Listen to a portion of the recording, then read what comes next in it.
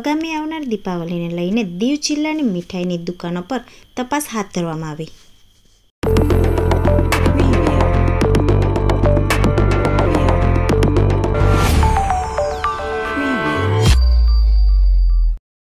હાલ તહેવારોની સિઝન ચાલી રહી છે, ત્યારે લોકો પણ ભરપૂર માત્રામાં મીઠાઈ તથા ફરસાણની ખરીદી કરતા હોય છે અને મીઠાઈમાં કોઈ પણ ભેળસેળ દુકાનદાર ના કરે તેને લઈને જિલ્લા કલેક્ટર રાહુલદેવ બુરાના દિશા નિર્દેશ અને એડીએમ ડોક્ટર વિવેક કુમારના માર્ગદર્શનમાં હેલ્થ ઓફિસર ડોક્ટર કેવાય સુલતાન તથા ફૂડ ઇન્સ્પેક્ટર રોહિત સોલંકી દ્વારા સઘન ચેકિંગ હાથ ધરવામાં આવ્યું છે.